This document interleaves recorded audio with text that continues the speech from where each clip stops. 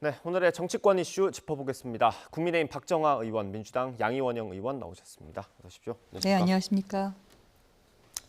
이재명 대표의 구속영장이 법원에서 기각됐습니다. 이례적으로 자세하게 설명을 했더라고요. 영장 전담 판사가 거의 900자 가까운 글을 이제 기자들에게 배포를 했습니다. 일단 이재명 대표가 구치소에서 나올 때 현장에 가셨다고 들어서 현장 네. 분위기가 어땠는지 좀 전해주시면 좋겠습니다. 현장 분위기는 굉장히 간절하고 애절한 분위기였죠. 사실 저희 의원님들 중에서도 검사장 출신 의원님도 계시고 판사 출신 의원님들도 계신데 네.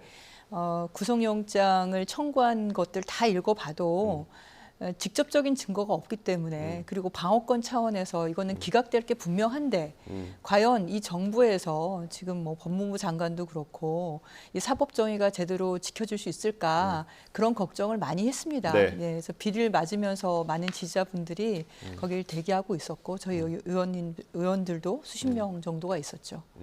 알겠습니다. 이 결정에 대해서 국민의힘에서는 아마 재판부를 좀 비판하는 얘기들을 많이 하는 것 같습니다. 의원님 생각 어떠신지?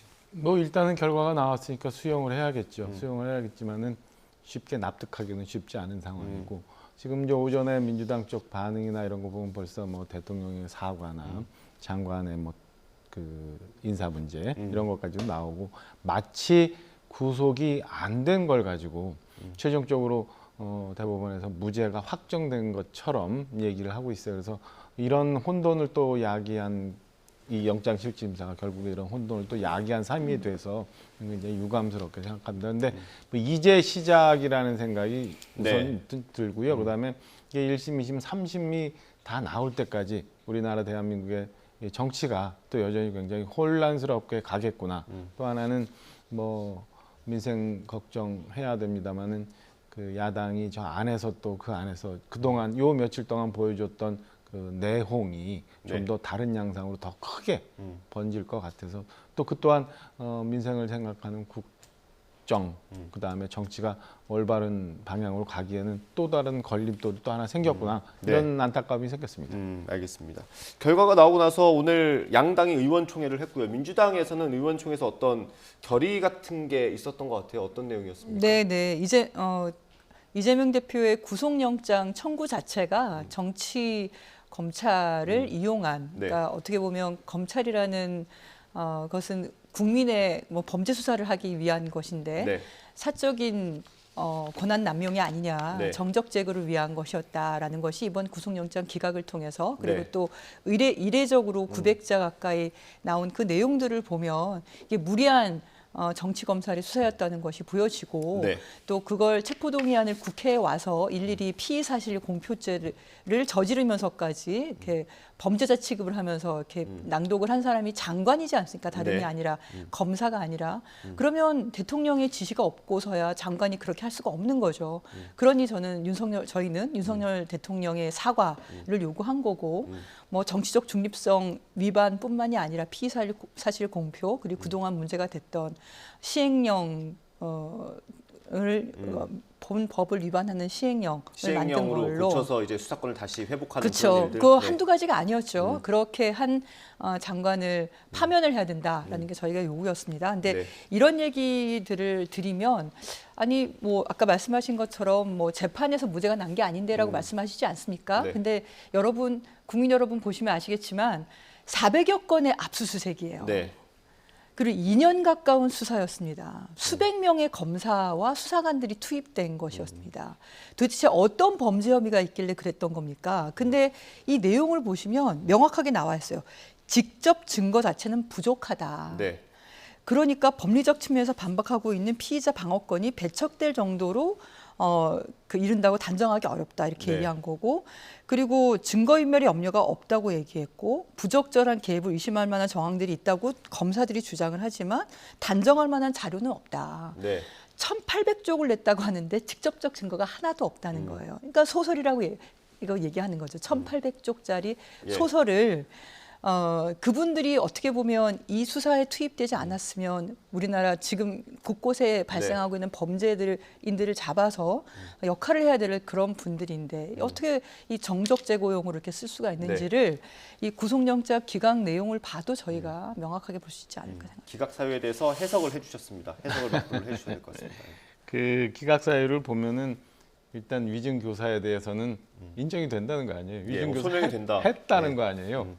그러니까 어떤 상황이건 간에 증거 인멸을 할 위험성이 있다는 거를 판사 스스로도 인정을 했는데 그 다음에 이제 얘기가 이상해져요.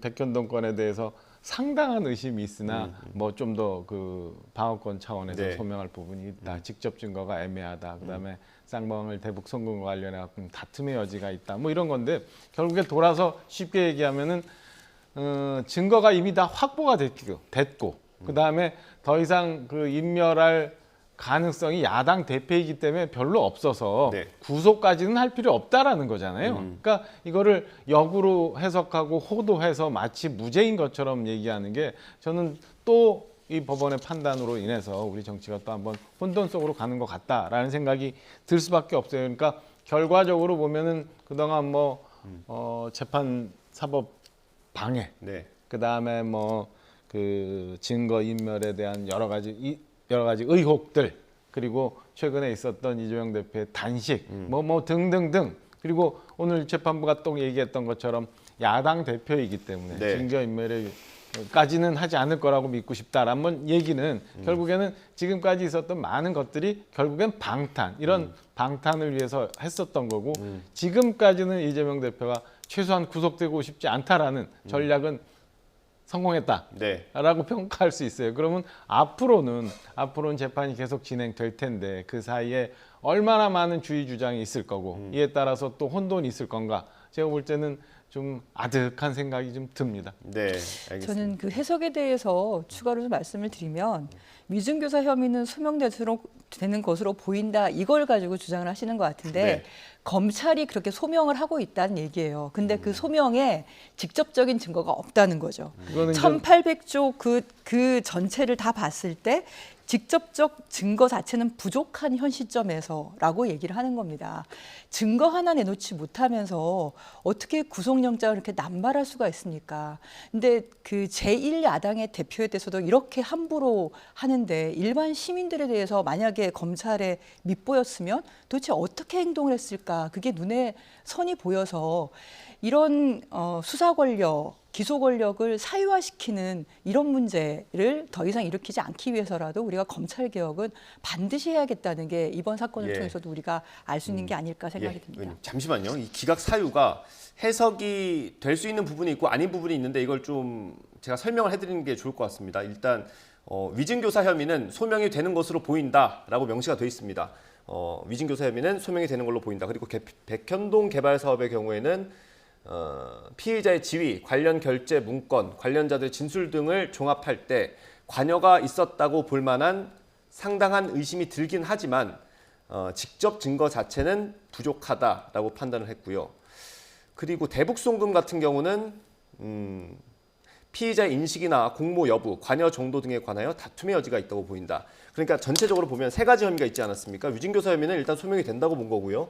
백현동 개발 사건은 의심은 가지만 직접적인 증거가 없다. 그리고 대북송금 사건은 아직까지 다툼의 여지가 있어 보인다. 이 정도로 정리를 하면 될 것 같습니다. 아까 말씀하신 게 이제 네. 예, 위증교사 혐의는 사실은 뭐 해석할 여지는 거의 없는 부분인 것 같고요. 예, 반박을 좀 해주시겠습니까? 아니 뭐 지금 그 말씀 주신 것처럼 그 대부분의 혐의에 대해서 재판부 자체도 지금 상당한 의심이 들고 그다음에 분명하게 위증교사가 있었다라는 거예요. 그리고 다만 야당 대표이기 때문에 증거를 인멸한 가능성이 높지 않아서 네. 구속까지 할 필요는 없다. 불구속 상태에서 재판받는 게 맞다가 지금 재판부의 판단이거든요. 네. 이걸 가지고 마치 무죄가 난 것처럼 호도하면서 검찰이 정치를 했다라고 몰아가는 거는 앞서 제가 말씀드린 것처럼 지금까지 봐왔던 이 혼란스러운 정치의 모습이 저는 당분간 이재명 대표가 또 이 민주당 내에서는 이제 친정 체계를 굳건히 할 테니까 네. 이렇게 되면은 여야 간의 충돌이 또 여전히 계속될 거라는 말씀을 아까 드린 거고 네. 이런 걱정이 사실은 우리 경제, 네. 민생 이 어려운 판에 또 다시 들 것 같아서 제가 걱정스러웠던 말씀을 좀 보태서 드렸던 거예요. 네, 알겠습니다. 일단 야당에서는 한동훈 장관의 파면을 요구하고 있는데 한동훈 장관이 오늘 출근길에 기자들과 만나서 한 얘기가 있습니다. 영상이 준비되면 같이 들어보고 돌아오겠습니다. 구속영장 결정은 범죄 수사를 위한 중간 과정일 뿐이고 이번 이 대표에 대한 결정도 그 내용이 죄가 없다는 내용이 아닙니다. 검찰이 그간 절차에 따라서 공정하게 수사해왔고 앞으로도 그렇게 할 것이라고 생각합니다. 체포동의안 설명에도 말씀드렸다시피 관련 사안으로 21명이 구속됐습니다. 무리한 수사라는 말을 동의하실 만한 국민들이 얼마나 계실지 모르겠습니다. 범죄 수사는 진실을 밝혀서 책임질 만한 사람에게 책임을 지게 하는 절차입니다. 동력 같은 건 필요하지 않습니다. 시스템이 동력입니다. 네, 뭐 수사 동력이 떨어졌다라는 지적에 저렇게 얘기를 했습니다. 시스템이 동력이다.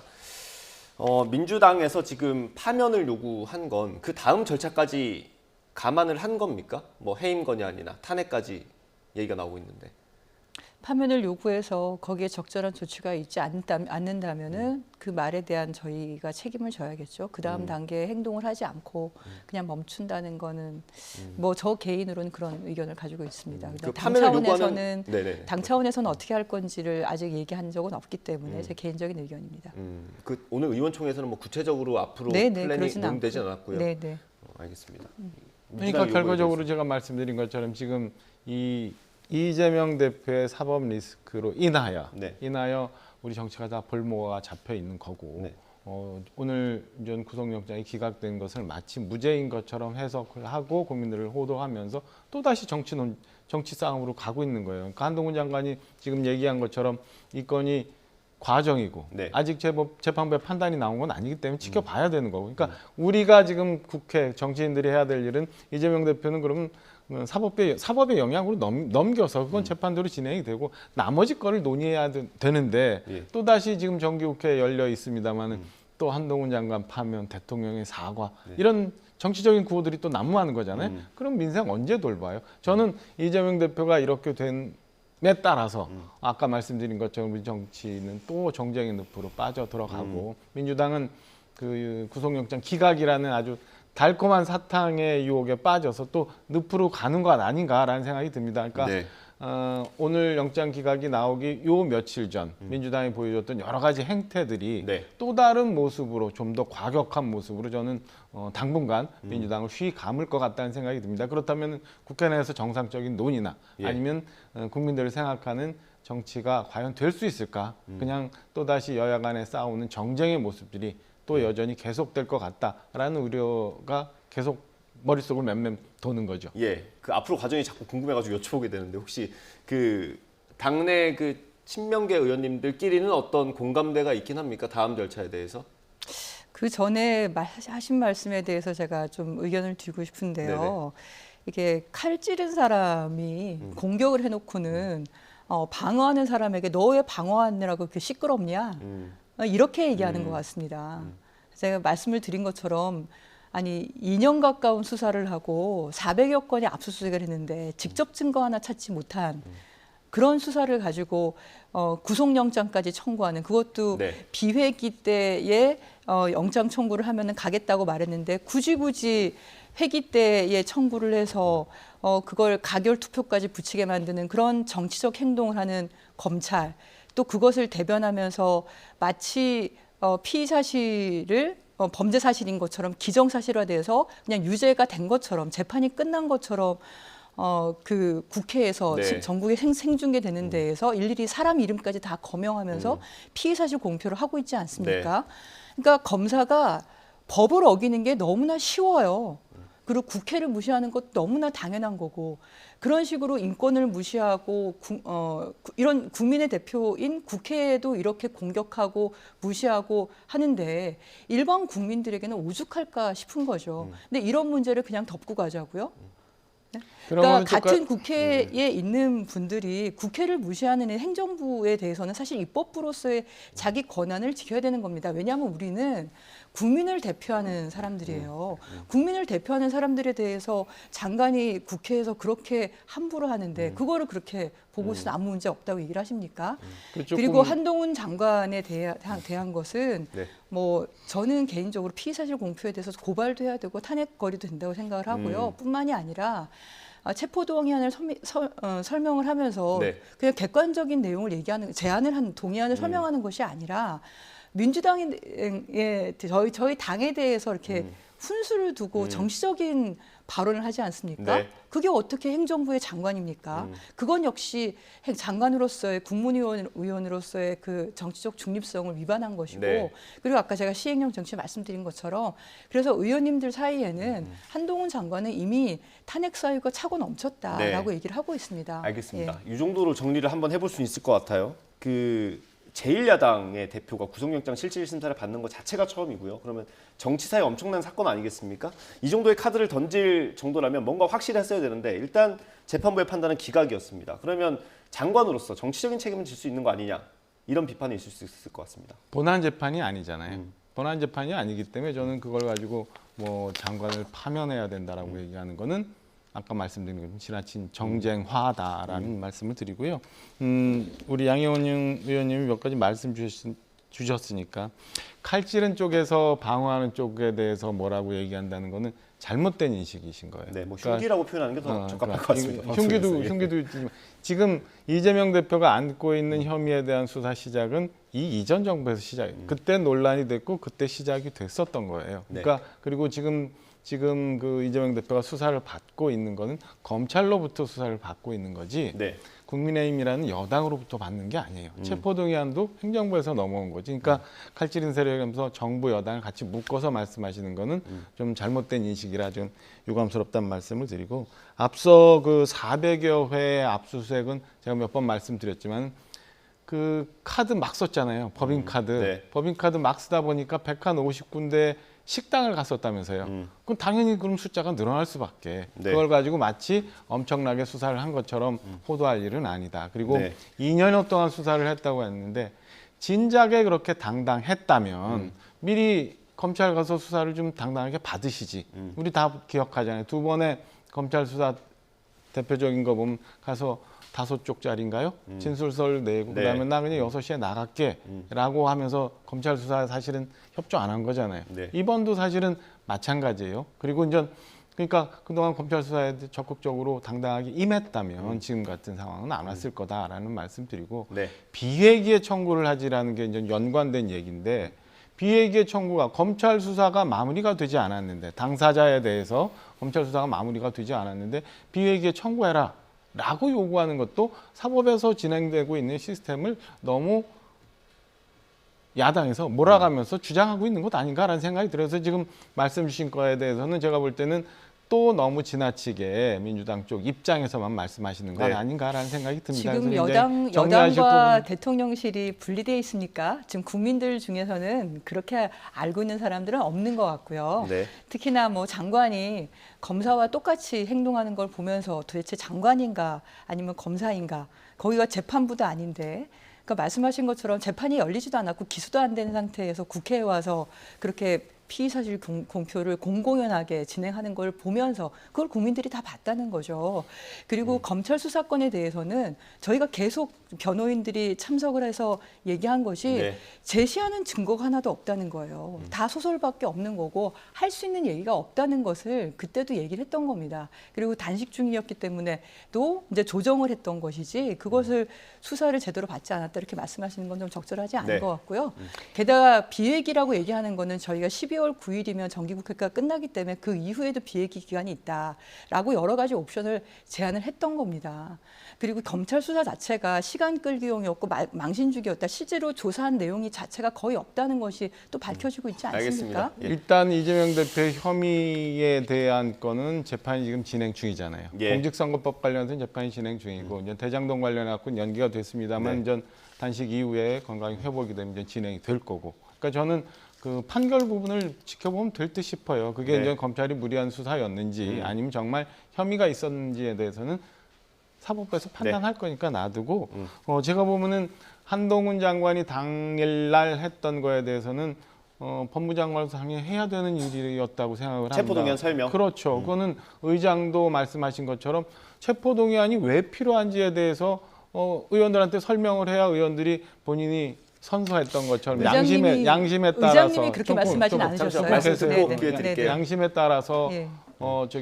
투표를 할 수 있는 거잖아요. 가한지 부인지. 그러니까 그거에 대해서 설명을 해야 되는데 그날 보면은 굉장히 격앙됐던 부분이 이제 지금부터 증거에 대해서 말씀드리겠습니다라고 네. 하니까 민주당 의석에서 막 난리가 나서 결국에는 그 부분 읽지 못했어요. 서면으로만 제출했어요. 뭐가 이렇게 두려운 건지라는 생각이 저는 앉아 있으면 들더라고요. 그래서 애초에 아까 말씀드린 것처럼 좀 애초에 그럼 검찰 수사에 당당하게 임했다면 네. 그리고 진술 조서 같은 거 사인 날인 안 하는 일도 있는 건지 저는 몰랐거든요. 네. 검찰 가서 조사받으면 당연히 날인하고 나오는 걸로 알았는데 날인도 안 하고 그냥 나온 이런 상황들이 있었기 때문에 오늘 같은 일이 있었고 그다음에 그런 부분을 마치 검찰이 무리하게 했다라고 해석하는 것 아닌가라고 저는 해석을 네. 합니다. 네, 알겠습니다. 우선 사실을 바로 잡자면요. 제가 바로 앞에 있었기 때문에 잘 알고 있습니다.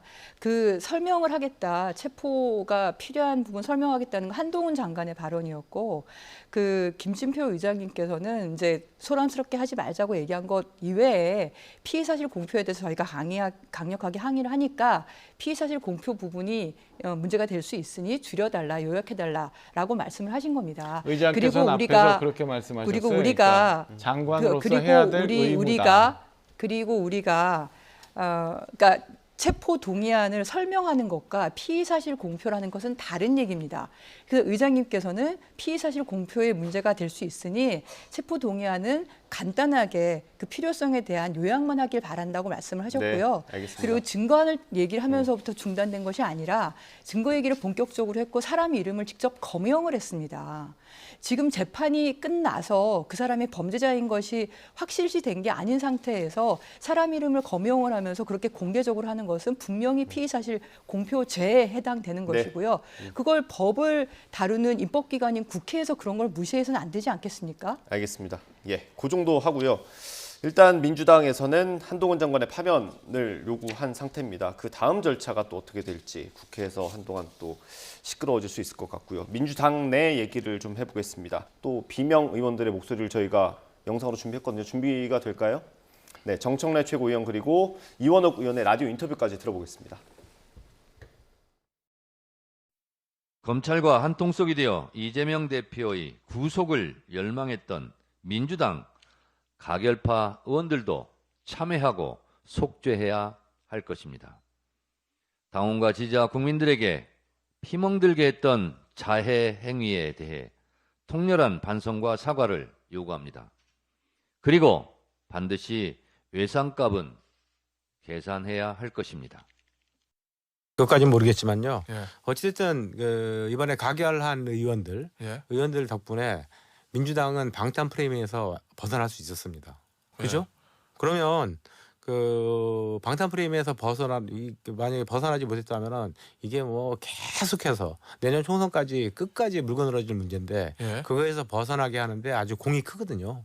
오히려 저는 그 가결파 의원들 중에서 일부 뭐 이제 밝혀진 의원들이 몇 분 계시는 것 같은데 그런데 그분들에 대해서는 표창을 줘야 될 문제라고 생각합니다. 이 얘기를 좀 해보겠습니다.